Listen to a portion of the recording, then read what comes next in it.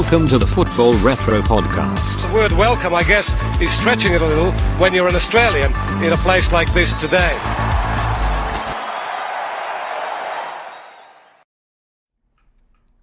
Hello and welcome to episode 5 of the Football Retro Podcast. I am your host, Johnny, and I am joined here today by Adasi and Akram once again. How are you guys? Great, Johnny. Always great to be here as always. Yeah, good, mate. Good. Football's back. Really exciting times the last few weeks. And what is our topic for today? So today it's an interesting one. A couple of weeks ago we did the 98 World Cup. Today we'll be talking about Japan-Korea 02 World Cup. So a little bit more recent, a little bit more memory from us. And you're right, Akram, football is back. So for while we're recording this, the Premier League is coming back this weekend. Bundesliga has already won by Bayern Munich. That's right. Coronavirus. That doesn't matter when you hear this in the last 10 years. Yes, Bayern Munich are the champions. La Liga came back as well. La Liga is back. Coronavirus is finished in Australia. Is that right? I hope so. Well, let's hope so. So today, the 02 World Cup, Japan, South Korea. To start off with, what's the overall feeling of the World Cup? Adasi, I'll start with you. When you think of the 02 World Cup, what do you think of? I think of it as a World Cup of first, so being the first World Cup of the 21st century, the first World Cup co-hosted by two nations, first World Cup in Asia as well. That was historic. And I think as viewers here in Australia, we're always used to waking up early hours of the morning, cold, waking up to watch our football in Europe or wherever it is. And this World Cup was different because it was actually prime time for once. 1 hour ahead only of Japan and South Korea at the time. So, it was perfect for everyone. Come home from school or work and watch the games at the perfect time. And it was great for the Australian audience. And other than that, in terms of the tournament itself, I think for me it was just one word or one way to describe it. It was a World Cup of upsets of the underdog. Interesting. And I'm sure we'll get into that a bit later. Akram? Yeah, for me, I think about the 2002 World Cup, and I can't help but think about the 98 World Cup and its connection. We talked about the 98 World Cup the other week, and what we were talking about was that World Cup and that era, that period of time was a real introduction to a number of players onto the world stage. Players becoming superstars, Zidane, Ronaldo, etc. And I think the 2002 World Cup, you see these players come back into the tournament with renewed expectation and pressure. Zidane comes in as a world champion. Ronaldo makes his long-awaited return after injury. I think it's a journey for a lot of players. Luis Figo has signed for Real Madrid, has become a Champions League winner, has become a player of a superstar status. Rivaldo. There's so many other players, and I think it's such an interesting middle point between 98 and 2006, which really kind of finishes off the era of some of these megastars and some of these great players, and really kicks off that Cristiano Ronaldo Messi duopoly that we're still in. So I think that 2002 World Cup is very pivotal for a lot of these players' careers. Michael Ballack, Batistuta, etc. Yeah, and I think Adasi touched on it being in Australia. That time, the prime time, that being able to watch games at 8 o'clock at night, 7:30 at night. 4 o'clock and even. Yeah, that added to the excitement of it so much and for us. You go to school and everyone was talking about it, everyone was watching it. It was just a unique time. You hardly get that, and I think that was what I remembered a lot about. When I think of the 02 World Cup, the two things that come to mind, first of all, is that ball. What's that ball called? Terra Nova or no? FIFA Nova. Yeah. The controversy around how light it was, how quick, how easy it was to kick it over the, lift it up. They said. How light it was. I remember how soft it was, kicking a few around in my time. Also the Predators. Predators were around. Beckham made the Predators massive. That's right. Yeah. If you were around back then kicking the ball around, you had to have Predators, and I was one of them. Yeah. So fashion-wise, that ball and the Predators, I think, symbolised that World Cup for me in that era anyway. Adidas once again. Yeah, I'm an Adidas guy as well, so I agree with you on that. Awesome. Okay. Since we're talking ball and boots and stuff, let's start off with the jerseys. Something that I wanted to touch on, because every World Cup it feels like Adidas and Nike try to outdo themselves and try to compete against one another. Adidas at that stage had the mesh jerseys. I know Argentina had it. I know a lot of the other Adidas nations had it. Nike, from memory, they had the circle, didn't they? No, that was 06, sorry. That was That was 06, 06. 04 even. It was. The circle, yeah. 04. Yeah. 04. Because Australia had it a bit later on. Yeah. Yeah, the Euro 04. Yeah. Yeah. So they had the unique. What jerseys stood out for you guys? What? I don't know about jerseys standing out, because for Adidas, for example, I think it was just they just looked the same. It just they had the trimming on the side, and then the same font. Everyone had a different color, so I think it was very standard. I think for Adidas at the time. Yeah, I believe we started to enter that period of time where we started to see jerseys become homogenized to the company that they were associated with, Adidas, Nike, etc. And which, like, we're kind of still in now, where jerseys tend to seem to blend in together. I think 98 was the last World Cup where we saw outlandish jerseys to really represent any nation. And as far as I remember. And I think 94 was the real World Cup where nations stood out with their jerseys. They were right. Unique, yeah. Yeah, the uniqueness. You're right, the uniqueness before it did become a branding exercise by these big companies say, hey, these guys are Adidas. Do you guys miss the outlandish unique jerseys, or do you prefer the more like professional looking blended jersey? I think, correct me if I'm wrong, in the 2018 World Cup in Russia, Nigeria tried to do that. Yeah, I think Nigeria. Their one stood out. Yeah. Nigeria was one to stand out. Which World Cup was it that Cameroon had no sleeves? Or it wasn't a World Cup. Was it a World Cup? Yeah, it was 2002. African Nations Cup actually had no sleeve. They looked like basketball jerseys. But in the actual World Cup, because of FIFA regulation, actually had to have like some sort of little sleeve on there to say 02 World Cup. Yeah. Okay. So that was 02 World Cup. That was one thing that stood out from the 02 Yeah, that was the one thing. But they did have sleeves then. It had like a little black sleeve on the side, and it had to have some sort of like the 2002 World Cup's logo on there. Yeah. Okay. So about standing out, you're right, Akram. It's becoming a branding exercise more than a design. Like last World Cup, we had Colombia, Argentina, with similar jerseys, the yellow, the blacks, but similar designs. Yeah. Fair enough. Now, coming into the tournament, before we go into that, the overall thing, one thing that did stand out in that World Cup, obviously being in 02, was being 9 months after 9/11. Oh yeah, that's right. That's an interesting point to bring up. Yep. About the year after 9/11, so security was on high alert. The USA team got extra security. The military in both Korea and Japan got involved in the security. Some people say it was an exaggeration. Some people say it was necessary. Mm-hmm. Do you guys know much about that? What do you guys want to say about that? I mean, we were entering a year and a period of time where I think everyone was very hyper-vigilant and fearful, with good reason. It was a scary time to live in at that point.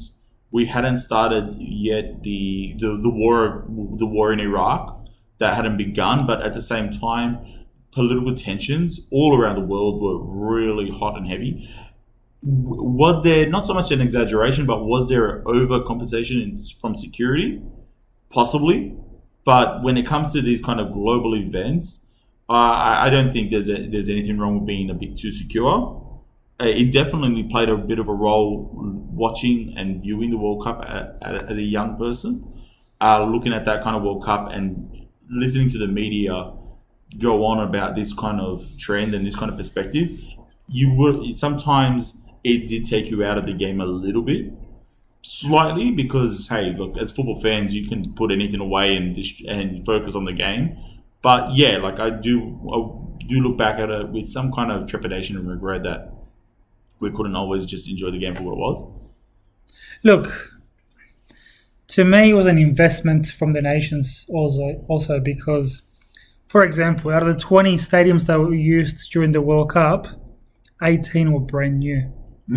So it's a massive investment from the nations on an economic basis for them as well, that they don't want anything to go wrong. They don't want to be seen around the world as a country where things happen, like any attacks, any danger. So if you're going to build, for example, 9 new stadiums, that's a massive investment. $1 20 stadiums is a lot for a World Cup. Yeah. Even though it's 2 countries, that's still a lot. So it was 10 per. I think it was 10 per country. Yeah. What's interesting, that I talk about, is that Tokyo, one of the most popular cities in the world, wasn't a host stadium. Really? No. That's very fascinating. Out of 20 stadiums, Tokyo was not one of them. No. Wow. Do you know why that is, Adasi? I don't know. They just maybe they had other ideas to put stadiums across the country. Wow. It must have been a logistics thing. Probably between South Korea and between the rest of the nation of Japan. It must have been a logistics thing. Why? But why? Like Tokyo's the main. Like you think Japan, you think Tokyo. It's interesting. Yeah, it is. Yeah. No. It definitely warrants investigating a little bit. Final was in Yokohama. Yeah. Oh, that's right. Yeah. All right. So getting into the World Cup, which teams can you think of? I think one comes to mind to all of us. Which teams can you think of that missed out on the World Cup that are a surprise or should have been there? Or what's the biggest standout for you guys? I'm going to say the Netherlands for sure. Them missing out was a big surprise. The reason for that was because they didn't win any of their games against the toughest 2 teams in their group, Portugal and Ireland. They drew 2 and lost 2, and because of that, they came 3rd in the group. And it's a big surprise because they had a talented squad. They had Kluivert, Ruud van Nistelrooy. I think Dennis Bergkamp was around that time still. Retired maybe around that time for an international. But I'd say he was still in Arsenal. He was still in Arsenal. Yeah, he was still around. You had Mark van Bommel, Clarence Seedorf, Jaap Stam, De Boer brothers, Van der Sar. Awesome team. Louis van Gaal was the coach at the time. It just continues a trend. It's simple. They choked in those 4 important games against Ireland and Portugal. Didn't win any of them. That's why. Ireland, it's not a massive squad. No. Exactly. I remember that game in Ireland and had chance after chance and then didn't take them. Ireland scored one of the few chances they had, and that's it. Look, honestly, it just continues a trend that Netherlands has had throughout its history as very up and down when it comes to their performances as a national team. Yeah. I don't think anyone would argue the amount of talent that they export around the world into club football. Even during World Cups where they've not qualified, you still can't. That still doesn't mean you can't piece together a pretty good Dutch team that should qualify for the World Cup. Back in 2002, you said yourself, it was a talented team. It was 2018 that they didn't qualify for the World Cup, and Euro 2016 as well. And absolutely, and they still had a fairly talented team. Still, not necessarily what it was back in the day, but to qualify for a World Cup, I would argue that they should have, and I think it was still a big surprise. Yeah, they were kind of in a bit of a downward spiral at that time. The talent pool was drying. It was definitely drying up. So, don't get me wrong. But you're talking about a team that made the quarters or semis in France '98. You're talking about a team that made the semis in the Euro 2000 and probably should have gone ahead of Italy at the time. Yeah. So you're talking about a very strong team with playing time together that knows each other. Oh, you're talking about 02? Yeah, absolutely. But in terms of the 2016, they were kind of on a down. I definitely agree that the talent pool was drying up for the 2018. They were going through a down cycle. But it has to be said, though, that this has become a real trend for him. And I wonder if it comes down to the competition that they play in the Eredivisie, where I don't think they see much tactical diversity within their clubs. In saying that, most players are playing in different leagues. Yeah, that's a good point, though. That's a good point. Anyway, but yeah, I was very surprised going into the 2002 World Cup that they went up there. I always feel like now, especially coming into modern day, you're missing something when you don't have a good Netherlands team in the tournament. You're missing colour as well with all the orange in the crowd, and they stand out. They're just very bright. That's what's important, guys. The colour in the crowd. Orange, whatever they call it. I can't think of any other major teams that missed out that should have been there. 02, I'd say Colombia missing out, weren't there. Yeah, They went through a run where they went through 90, 94, 98, and they missed out 02. Yeah. Yeah, not much. Australia, again, missing out. They lost to Uruguay in the playoffs. But other than that, I think the Netherlands is a big one. Cool. All right, getting into the actual World Cup now. What do you guys want to talk about first? The group of death? To you, what was the group of death to you guys? Group F, by far. Yeah. Argentina, England, Nigeria, and Sweden. Yeah. You look at that like, wow, Yeah. two of those teams should be seeded. Argentina and England, they were the same group. You know. I think there's no argument between the three of us. And That was certainly the group of death. The pedigree of African excitement of Nigeria, and Sweden's always a tough team as well. Well, I think when it comes to Argentina, there are two things that are certain in the World Cup. One is that you're going to versus Nigeria in the group stage. 5 World Cups. And two, at what stage are you going to get kicked out by Germany? So one thing definitely did happen this World Cup. Yeah, look, it's a tough group. Not many goals scored. Not many goals scored, and to be honest, Sweden finishing first is a bit of a surprise. What do you think? Yeah, it was. They drew with England, they beat Nigeria, and they drew with Argentina, enough to get them ahead of England on goal difference. Yeah. Top spot for them. Yeah, but they had a decent team. I remember leading up to the tournament, was it Freddie Ljungberg and the defender Olaf Melberg got into a training grab bust-up. They were at each other's throats. Bit of a punch on. And then played it to break it up. So that was a bit of a funny one there. But they had a good team. Henrik Larsson was around for the Ljungberg, of course, and Zlatan Ibrahimovic was there as well. He was a 19 or 20-year-old at the time. Still playing for Ajax? Yeah, he was at Ajax there at the time. Yeah, they're really good. And I think they were one of the few teams, one of the only team that had two coaches, joint coaches there. Really? Yeah. Lars Lagerbäck and Tommy Soderberg. The fuck do you know this stuff? Remember, you see him on the bench, two coaches. Yeah, and then, of course, on the England bench, Sven-Göran Eriksson on the England bench in Sweden. Yeah, but they were decent, and eventually they got knocked out by the surprise package. We'll probably touch on later, Senegal, in the second round. Yeah, fair enough. Yeah, I find it interesting the way a couple of these big nations bowed out early. Like Adasi said, it was definitely a tournament of upsets. Johnny, why do you think that Argentina didn't do so well this World Cup? Well, it's funny because coming into the World Cup, they finished first in the qualifiers by far. Yeah, that's right. They didn't they? Sorry? They greased it, didn't they? Yeah, they did, because and everyone loved Bielsa. Bielsa was the coach. Bielsa, the playing style, the way the team was playing, on paper, an amazing team, a strong team. What was the lineup again, guys? Do you remember? Cavaliero in goals, Zanetti from memory was playing. Yep. He had Batistuta up front. He had Crespo up front. He had Simeone playing. That's Samuel and Pochettino at the back. Pochettino was definitely playing. Long hair. Yeah, he was the one that gave the penalty away against Owen. Yeah. Sorin was playing. Canigia was on the bench. Aima was coming off the bench. Oh, what a player! Crespo was definitely playing. Yeah. Crespo and Batista were playing up front. It was towards the end of Batista's career. That's right. Yeah. Veron. Well, Veron is an interesting one, and I wanted to touch on this a little bit later on when we were talking about important matches. But I don't know if he had just signed for Man United or he's playing at Man United. He was there for 1 year. Yeah, he already signed. To me, a symbolic match of this World Cup was the Argentina-England game, where England won 1-0 with a soft penalty that Beckham scored. But since that game, Veron's been a little bit hated by all fans in Argentina. So he's been copying a lot of slack, and a lot of people, instead of calling him Juan Veron, they call him Sir John Veron. As a piss take. Yeah, so there was one stage where Argentina was losing 1-0 to England, and there was a corner, and instead of hurrying up to take it, he was walking and slowly walking. So people were saying, this guy's losing on purpose because he's getting paid from England. This guy is not playing seriously, he's not trying his best.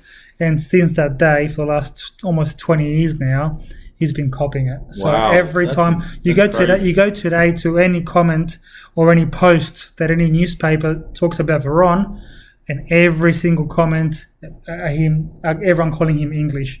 So he's Wow, known as an Englishman in Argentina, and he's very disliked by everyone outside of his own club, which is Estudiantes, because of that game. Yeah, so he copped a lot of slack after the game. Yeah. Which is interesting times. That's what the World Cup. I guess that's what the World Cup does. Yeah. But Argentina, very disappointing. The Sweden game, well, and to be honest, like, you can lose to England. You beat Nigeria, you can lose to England, but Sweden, it's a game that you need to win. 100%. They didn't do that, and Did you get a few injuries there? I don't think there were any major injuries. To be honest, I think it was just a matter of creating chances and not putting them away. Yeah. England game didn't deserve to lose. Sweden game didn't deserve to lose. Nigeria, they won. But if you don't put your goals away, it's football. You just, that's the way it is. But isn't that the fascinating part about tournament football? Like anything You go can either way. happen. Yeah. Well, Totally can. since we're on that subject, let's talk about France. Oh, wow. So France, so the two favorite teams coming into the World Cup are France and Argentina, right? Yeah, that's right. Yeah. The two favorite teams by far. France 98 champions, France 2000 Euro champions, Exactly, thanks to that Trezeguet goal against Italy. Yep. Now, they went into the tournament, I don't know if you guys know this, with the top league scorers in Serie A in England, in Henry, and the French league. So Trezeguet, Henry, and I think the other one was Cisse maybe, that was the top goal scorer in the French. It might be him, I don't know, but I did know that they had the top three scorers in those three leagues, and they left the tournament without scoring a single goal. That's a very interesting thing you bring up. I did not actually know that particular piece of information, that little anecdote. And it just goes to show how big of an upset they were and how disappointing they were. Why do you think they just flopped? Let's call it. They did. They actually did. And they went to the tournament as heavy favourites. A couple of reasons. One being the injuries. So I think it was around March, April. Their midfielder Robert Pires, he was having a great year at Arsenal. He picked up an injury, ended his season, missed the World Cup. Wiltord replaced him though. Still with Pires, he was a quality player. I got Pires is a top player, but if you lose Pires for Wiltord, you might lose a small percentage of your attacking force. A bit different. Not justified to have the performance that they had. They're different players though, but big loss. And also Zidane as well. He made, 2 weeks before the tournament opener, he scored that volley for Real in the Champions League final. What a volley, by the way. Has to travel, Best goal ever in the Champions League history, according to. And every other tournament. So very iconic. Very iconic. Anyway, scores that goal, wins the Champions League, and then has to fly long flight to Korea. Gets put in a friendly match against South Korea a few days before the tournament. Picks up a thigh injury. Was it against Tunisia? I think it was against Korea or one of the teams. Yeah. So are you arguing with the machine over here? Find out. It could be, but all I remember, he comes off the bench, comes off. All I remember, comes off, has an ice pack on his thigh. Thigh injury. Yeah. He missed out the first 2 games. We're going to play a little game. And also, they had, I think, this overconfidence. They were another fact. They were the last team to qualify for the 2002 World Cup, for a World Cup as defending champion. Yeah, that's right. FIFA put in the rule that all defending fucking hell, Adasi. It was against South Korea. Thought so. So in our little game of Google versus Adasi, Adasi's won. Yeah, all I remember is that image of him with the ice pack. But they came into the tournament heavy favourites, and they just, I think, overconfident. You reckon they had a star-studded team. Yeah. And also they started off their opening game against Senegal, first-time qualifiers, thinking that this will be a win, 3 points for them first up, and they lost. Look, what a game that was too. I remember the game. They did create chances. They did. They hit the post a few times. Trezeguet hit the post. They hit the post a few times. Yeah. Like I said, they were the last team to qualify, the last defending champion to qualify as automatic. Was that a case of a bit of an aging squad? Desai was starting to get a little long in the tooth. Yeah, Desai was getting old. Barthez as well. Djokayev was getting a little old there too. I think Djokayev's last tournament, he retired. Trezeguet wasn't. Henry wasn't. Emmanuel Petit. No, they were certainly in their prime. Emmanuel Petit. Trezeguet wasn't. Henry wasn't. Zidane wasn't. That he was aging. You didn't have Laurent Blanc there. They lost the opening game. Senegal. Okay, upset. Then they had the next game against Uruguay, and they drew that game 0. Henry got sent off in the first half in that game. Straight red, horrible red challenge. Mm-hmm. So they're going into the last game against the informed Denmark team.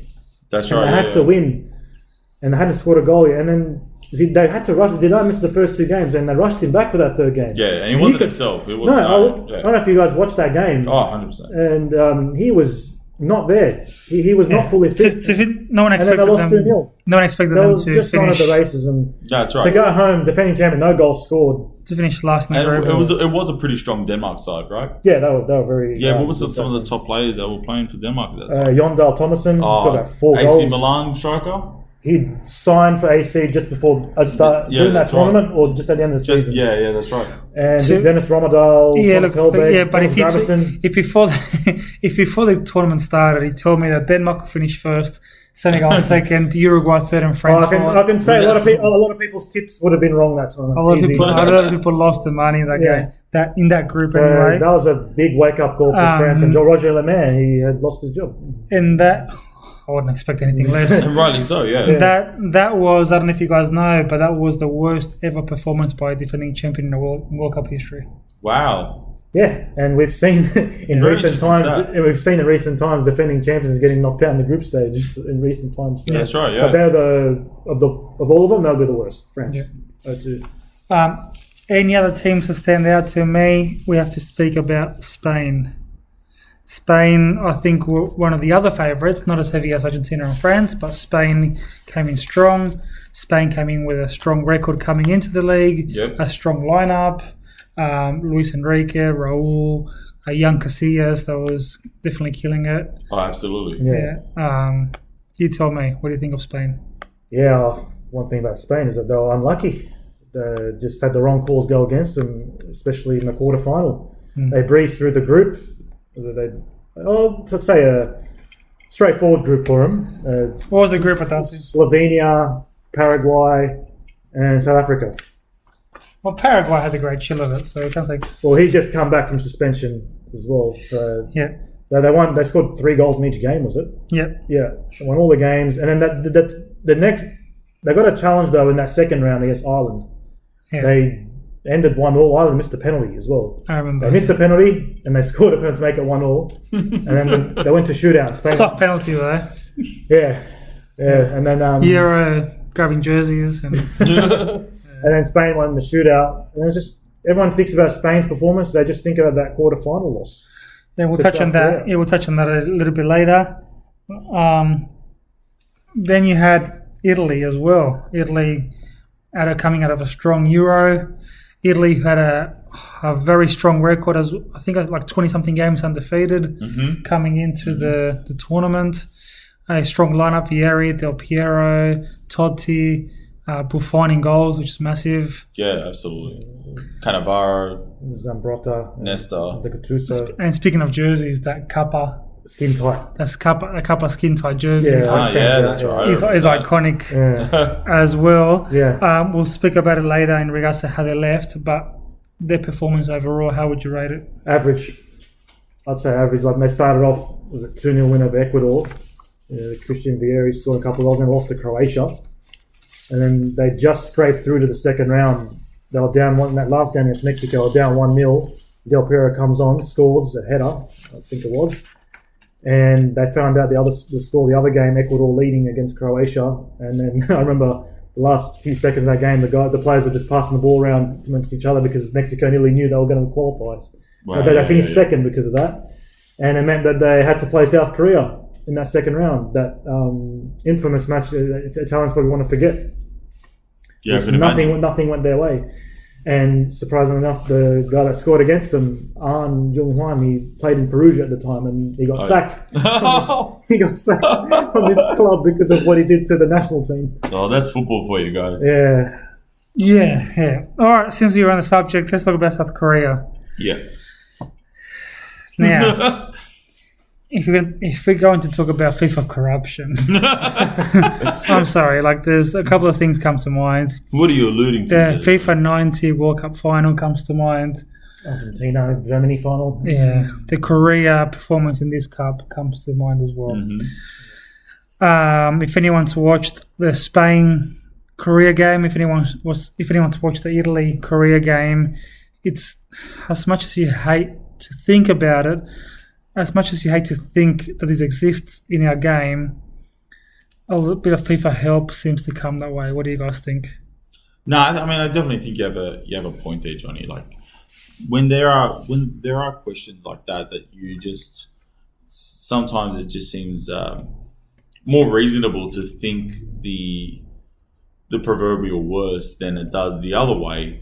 Unfortunately, you can't help but conclude that there must be some kind of thing happening, and there has been some form of history there where host nations do get a bit of a favourable run in and some favourable calls from the refs. Adasi, what do you say about that though? Because it is a big call to make. It is. Like, what I think about South Korea and the calls that they had, I watched them again not long ago. The media loved it though. Like, let's be honest, the media absolutely Look, at the end of that, they scored the goals legitimately. Yeah, No one's arguing that, but did they get a bit of help? That's what we're saying. Yeah.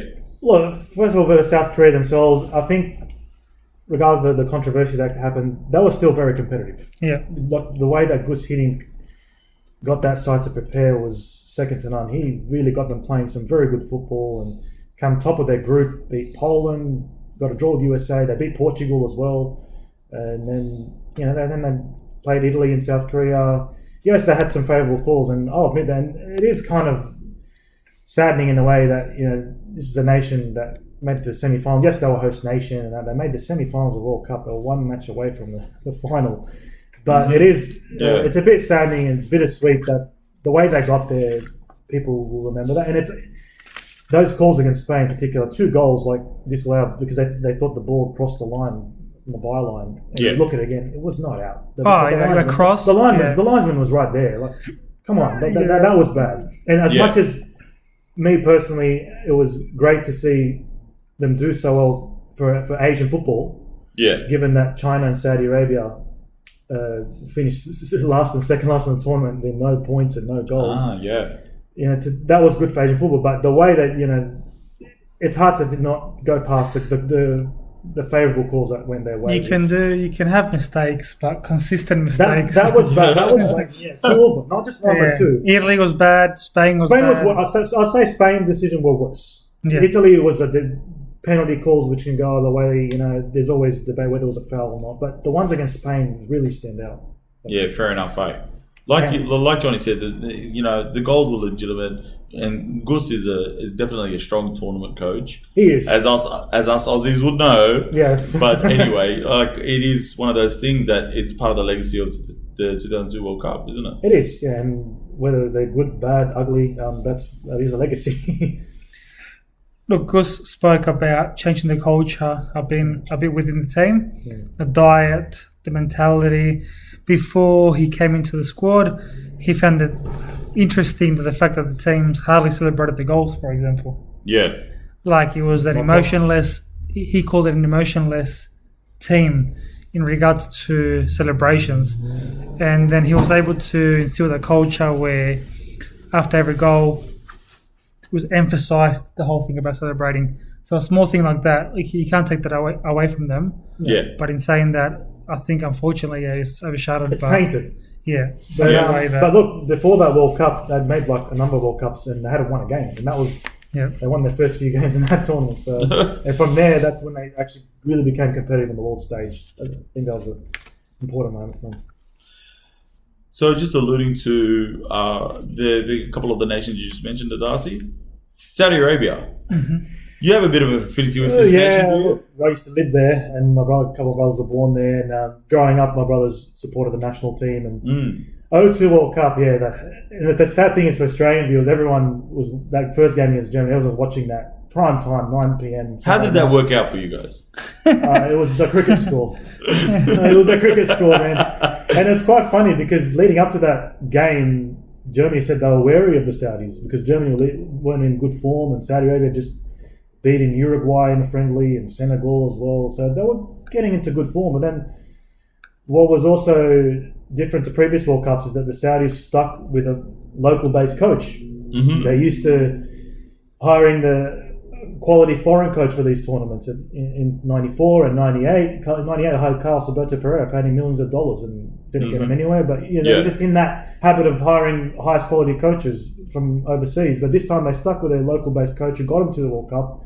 But then the first game was just stage fright. I think, and you see the players walking out, the Germans were towering over them like 6 foot tall, and the Saudis were so tiny compared to them. And then almost all the goals from the Germans were scored by headers. Yeah.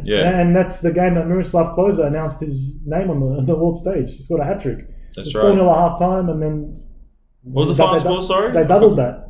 You do the math. And it was a disgrace, not just for Saudi football, but Asian football. Yeah, it was a really bad look for Asian football, and people were questioning whether Asia deserved 4 spots. Wow. So as a fan and as someone who had to watch this, what was the next day like for you? Coming to school? Yeah, everyone reminded me of school, even teachers. Even people that didn't watch the sport. But that's what I'm saying. Like, being in Australia, watching the World Cup at that time in prime time.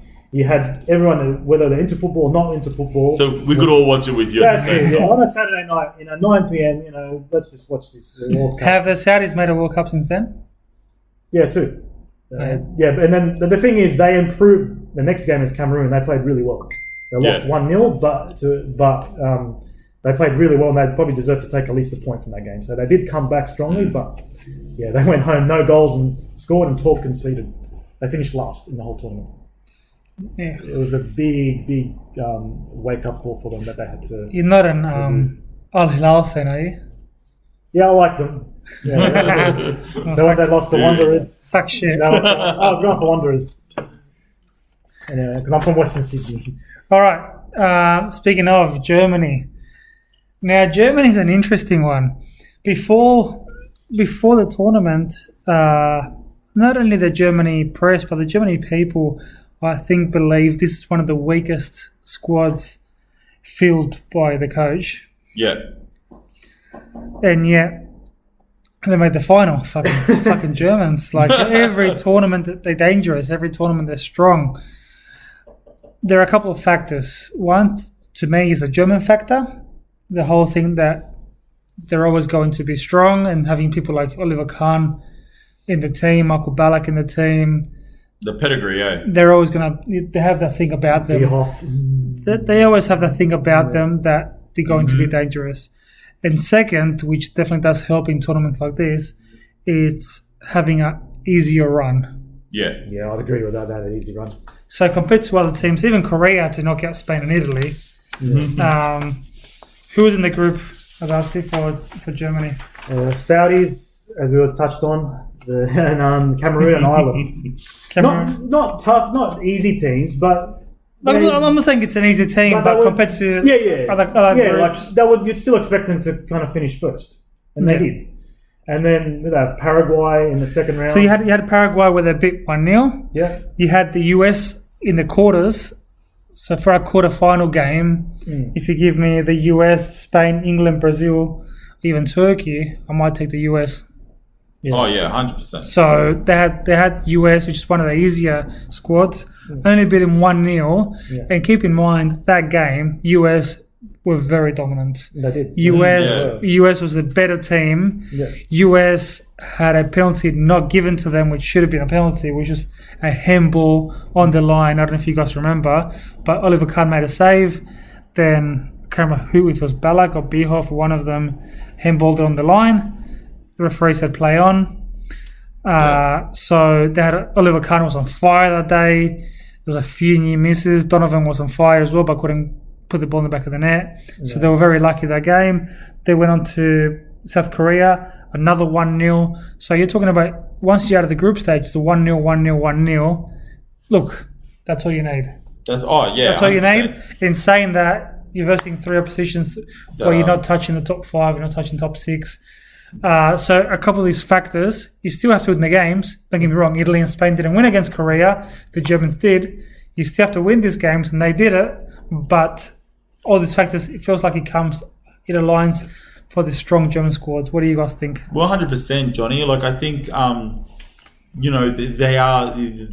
they were lucky. Like you said, you've got to give respect any nation who can get to the final of a World Cup. You have to score the goals. You have to turn up defensively. You have to put in the effort. But at the same time, I think every World Cup, you do have a nation who can benefit from a few lucky bounces, a few lucky goals, a few lucky hits off the crossbar. It just depends if your team is strong enough to take some of those lucky things that occur and use it to get to the end of the World Cup. And I certainly think this is a case where that happened. I think, though, to compare to other nations that have made the final, this particular German side was one of the weakest to ever make a World Cup final. I think, good on them. I think it was a heroic effort from Oliver Kahn. I think it really was one of those statement World Cups from a goalkeeper, which was exciting to watch. And watching a goalkeeper have a World Cup the way he did was really enjoyable, and it is very exciting to watch a goalkeeper play to that kind of form. And Golden Ball as well, I think he won as well. Yeah, that's right, Germany's an interesting case because I remember their qualifying campaign. They were cruising away. They had England in their group, and except up until that game, that qualified against England at home in Munich, they got smacked 5-1. Wow. Michael Owen scoring a hat-trick in Munich. That's right, yeah. In Munich too. Wow, that's unbelievable though. And then in the last game, leading up to the last qualifying matches in that group, Germany needed to win against Finland, and England drew their game against Greece, and Germany failed to capitalise. They had to go in the playoffs, and they eventually got through past Ukraine. And yeah, like I said, they had an easy run through to the final, and then that particular squad as well wasn't bad, but it wasn't the greatest German squad I've seen either. No, and as well, their brightest star at the time, young up-and-coming talent at the time, Sebastian Deisler, he got injured leading up to the tournament. So there goes that hope. But yes, they did have Michael Ballack. He was a bright spot. Oh, 100%. Michael Ballack. He did well in the tournament. And Miroslav Klose announced himself with 5 goals in that tournament. And Ballack, he had a bittersweet moment. Picked up a yellow card against South Korea in the semi-final. Knew he was missing the next game, which was a potential final. Mm-hmm. Goes on and scores the winner. Yeah. And I heard he was in tears in the dressing room after the game. And if he had played in that final, could they have beaten Brazil?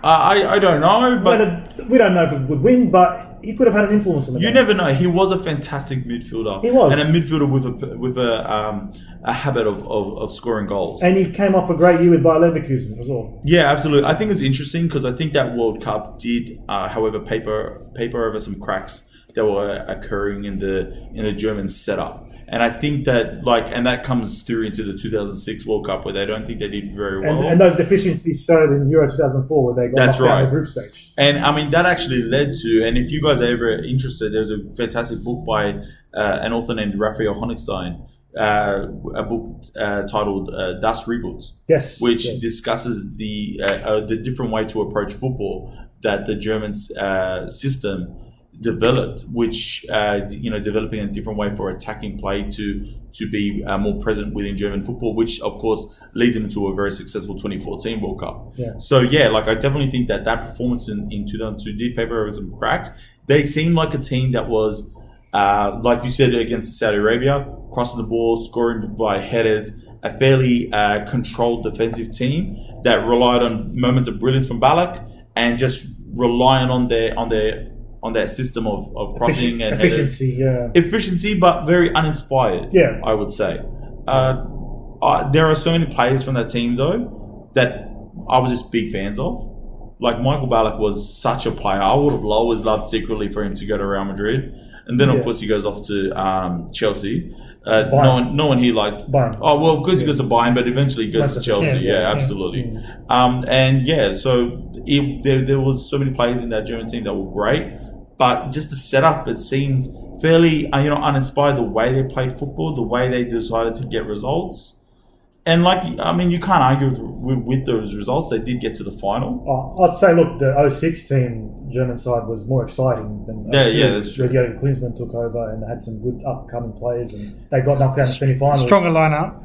Yeah, and then 2010. Home team as well. Yeah, the 2010 as well. Different factors. 2010 yeah. as Yeah. well. That was even more talented, and they made the semi-finals. They definitely had a crop of fantastic talented Yeah. players coming into that 2010 Yeah. World Cup. They But, were one of the exciting teams of that tournament. Yeah, I think they punched above their weight. I'd say. Yeah. Definitely, yeah. Now, what matches stand out for you guys? There's a few that stand out. I mean, maybe not as many as the 98 World Cup, maybe not as many as the 06 World Cup for me.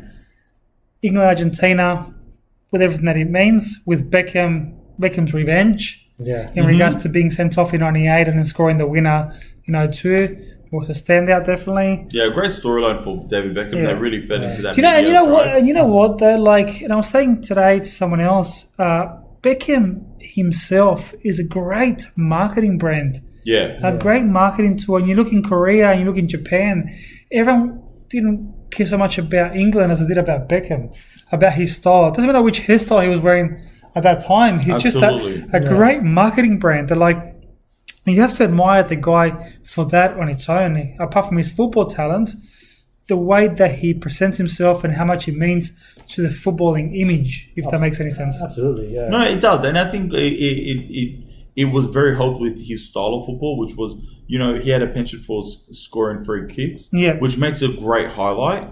Then with every highlight, a different hairstyle. I think. And then off the field, the arm of a Spice Girl, it all built in, and it coincided with this wave of massive marketing in football, which turned the game, which was definitely the world game already, but it turned into a massive global branding machine. Yeah, I think as well for Beckham, he was close to missing out in that tournament. He got injured in the Champions the foot League. injury? Yeah, metatarsal, the dreaded metatarsal injury, and they rushed him back. They got him on a certain training program to make sure he'd be fit in time, and he ended up playing all the games. Italy, Korea, game that we touched on already. Yeah. Yeah, that's another one. It's a standout because of the controversy more than anything, and about an underdog knocking out a giant. I'd say as well, opening game, Senegal defeating France. Yeah. The opening match of the tournament, Senegal debutants against the defending champs. Former French colony as well. A lot of Senegalese players playing in the French league. Meant a lot to them, that win, and then scoring that goal, and then that celebration. Papa Bouba Diop taking his shirt, putting it on the ground, and then the players start doing the traditional dance around it. That was iconic as well. And then they actually announced the public holiday, national holiday in Senegal after that win. You mentioned Senegal. For me, another iconic game is against Uruguay. Yes, I was going to touch that. You took the words out of my mouth. Yes. Yeah, 3-all. They were up 3-0. Yes. And then Uruguay come back 3-1, 3-2, 3-all. And then at the end, Richard Morales, a header right in front of him, a couple of meters away, heads it wide. If he scored that, Uruguay would have gone through. Unbelievable. Wow, I finish, didn't yeah. know, I think yeah. we would have gone through, yeah. That's crazy. That was unbelievable. So they could have lost that. Another game, and we'll move on to the goals soon. So then, we'll mention it yet. But the England-Brazil game. Yeah. The England-Brazil game is probably, apart from the final, probably the most iconic game to me in the whole World Cup, because Brazil, who's known for its attack and its attack history. Yeah. You're talking about Pelé, you're talking about Zico, you're talking about these players that you think attack. I think that game was one of defense. Yeah. I'm pretty sure it was Brazil who got a red card. Yeah, Ronaldinho. There you go. Ronaldinho got a red card after scoring a goal. And Scolari says that game was the most important, apart from the final, in the World Cup, because one, he secured the spot in the top four, which is what he promised the Brazilian people, but two is because of the role that the defence played in that game. Yeah, it was a very tight game, albeit England scored the first goal of the game, Michael Owen, Lucio mistake, I think it was. Yeah. And then the equaliser, you remember Ronaldinho running through, one step over here, one step over there, and then picks out Rivaldo on the right, and then Rivaldo first time finished with the left, 1-1. And then who could forget that iconic free kick? Did he shoot? Did he cross? Honestly, I tend to think he probably crossed, but at the same time, who cares, man? Did What a goal. he know Seaman was off his line and he picked it? What do you think? What do you think? I could certainly buy it. I believe he said after the game that he meant to shoot. Of course he's going to say Look, that.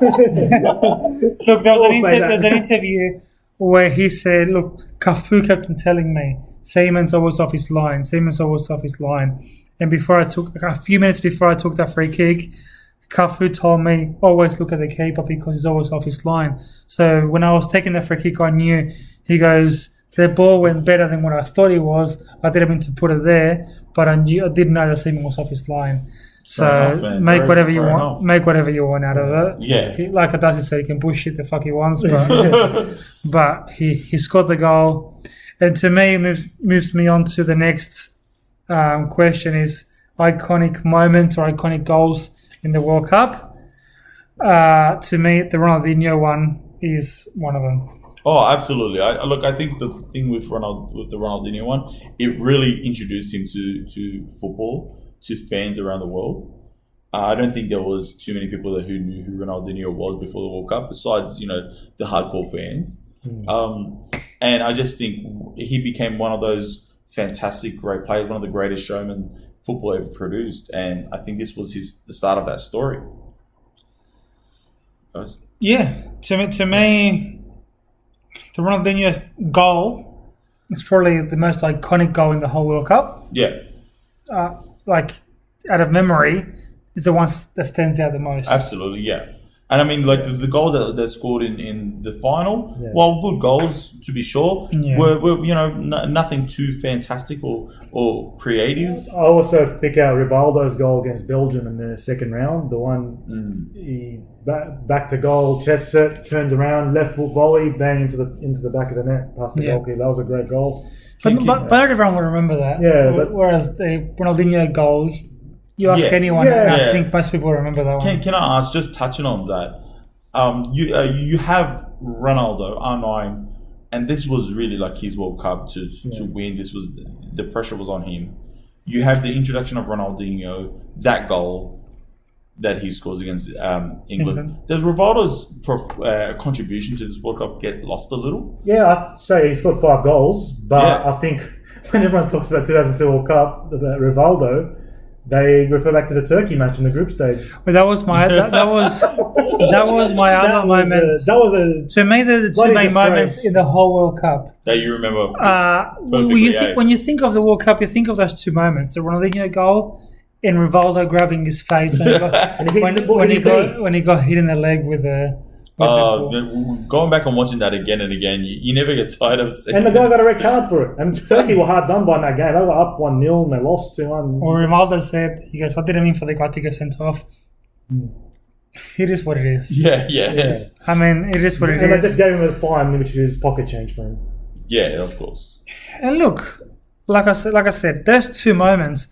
Tell me any other moment in the whole World Cup that stand out to you guys more than those two moments, that have lived on this whole time more than those two moments. Wow. Oh, I'd say it's South Korea's win against Portugal, Park Ji-sung's goal. That was a good goal. That game as well. I agree with you. It might have been good, but I disagree with you in the fact. Not as iconic as that, but it's up there. It's worth mentioning, but you don't think it's as iconic?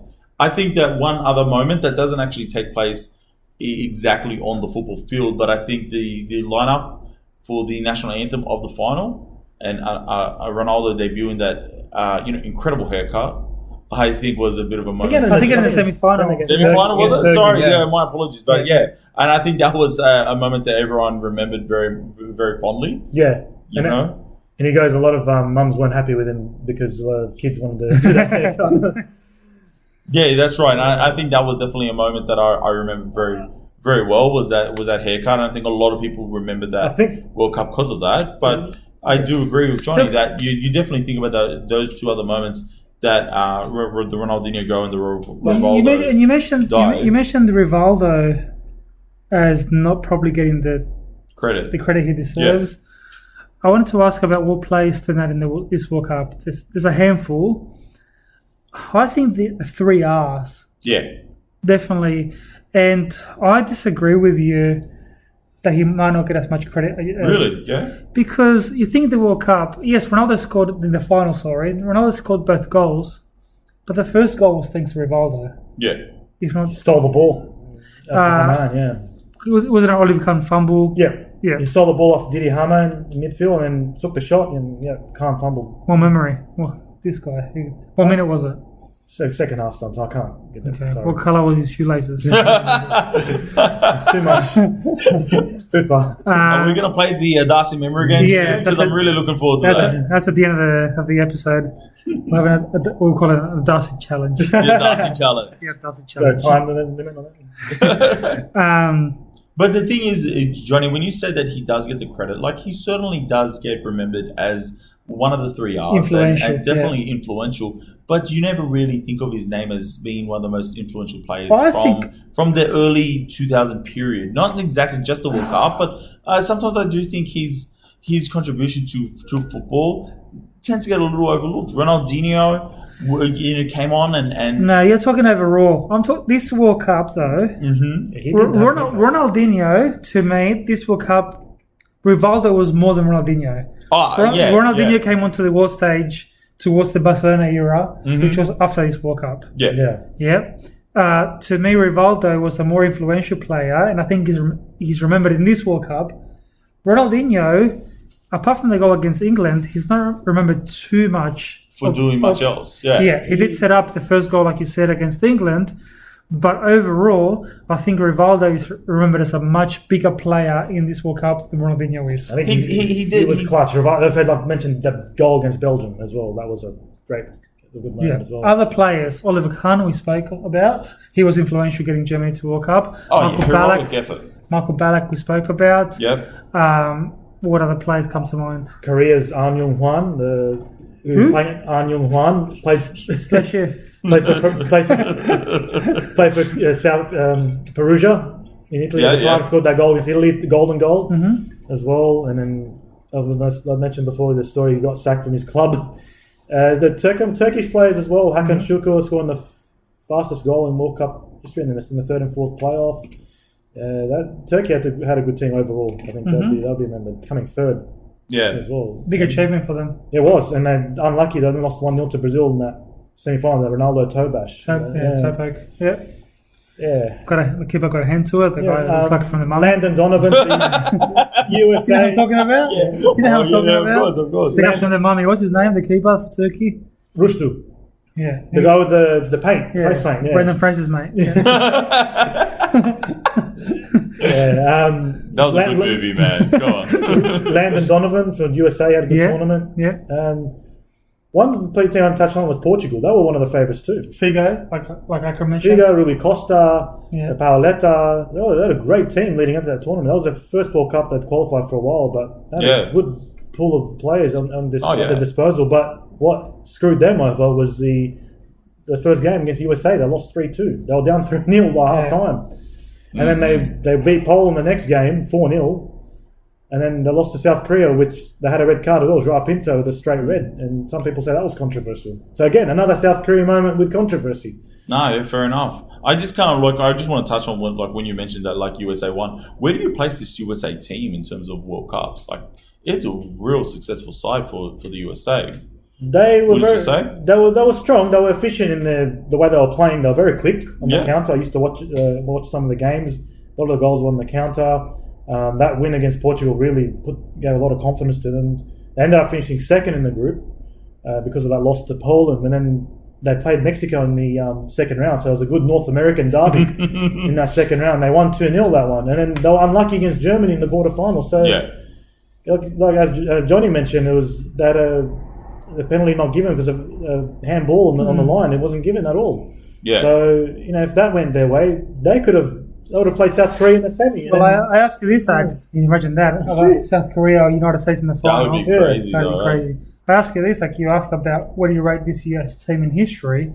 Name a better US team. No, that's right. Exactly. So you're spot on. I'd say maybe 2010 World Cup, they weren't too bad. But this 02, that's the best finish they've had. 2010, right? Yeah. Definitely the best Well, finish they had. 94 as well, when they were hosting. They weren't a bad side as well. Yeah, no, fair enough. Any other teams, players, or anything else that you want to speak before I ask you one last question and we move on to the Adasi challenge? Senegal, can't forget them, man. They were a joy to watch, beating the defending champion France in the El Hadji Diouf. Yeah, he was the one that started with that blonde hair. And that goal against Denmark they scored. There was a great team goal, a number of passes from all the way from the back to the front. Salif Diao scoring. And then that draw against Uruguay, that 3-3 draw, great game. And then they beat Sweden in the second round down 1-0, 1-1, and then they scored a golden goal to win 2-1. And unfortunately for them, it ended for them in the quarterfinal, losing to Turkey by a golden goal. So, Give me a 30-second thought on the golden goal, you two. Look, there are many games and sports that use some form of golden goal. I said 30 seconds. Nah, man, there's no such thing as 30 seconds when Akram Tabuli is talking. 30 minutes. Yeah, exactly. Thank you. Look, it's an exciting thing. Oh, sorry, that was my glass of Shivers coming off the table. We should be sponsored by Shivers or Jack Daniels or someone. Not Adasi is sponsored by water. Mount Franklin water. Sorry. Woolworths brand. Okay. But no, it definitely adds excitement to any sport whenever you have that kind of format. However, I just don't think it suits football the most. I think everyone loves a good extra time. The threat of penalties looming over everyone's head just helps crank the tension up tenfold.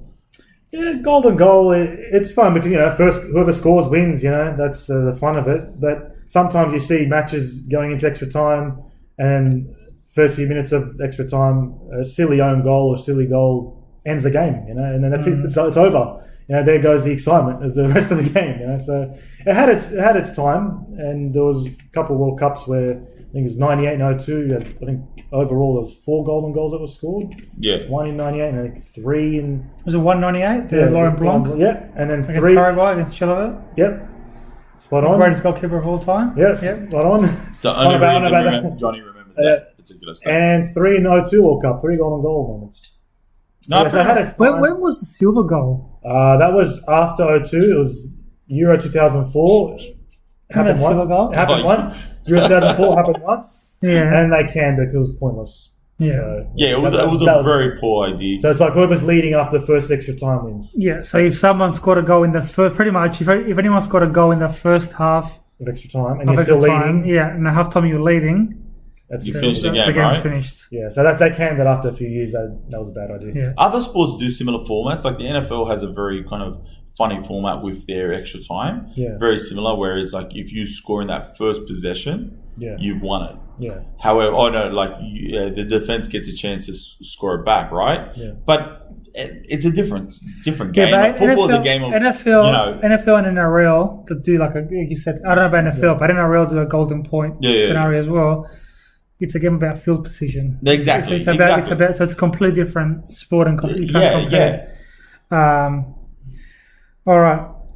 The question I wanted to ask you guys, because I'm not sure about, apart from Buffon, are there any players from the 02 World Cup that are still active now? What an interesting question. Yes. Oh, yes came out. There is. So I know Buffon is obviously still playing because he's about 128. Count Zlatan, yeah.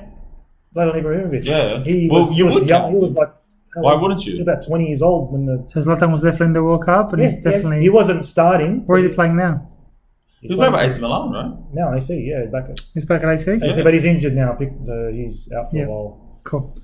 All right. So Buffon, Zlatan, which are the two big names. Anyone else that you can think of? 2002. Are you talking about 18 years ago? Wow. Yeah. Thanks for doing the maths. Out, man. Yeah. So it's look. Keepers might be like obviously Buffon stands out because keepers tend to live a little bit longer in the football field. Yeah. Zlatan is a special creature. He's a unicorn, and we all love him. Yeah, all I know is that players back then have gone into coaching. So yeah. Like Luis Enrique, Fernando Lloro was coaching. Yeah. But no, I don't think anyone. Gattuso's. Yeah, he's. So a lot have gone into coaching, as I don't know. But not much. I think it's Zlatan and Buffon. That's all we can think of. That's all I can think of top of my head. Yeah. Yeah, it was a while ago. And you have to think of young players. Like I said, 06 you start talking about other players, but 02. Yeah, that's. Apart from them two, I can't think of anyone else. I think that's. No. To stick out. Cool.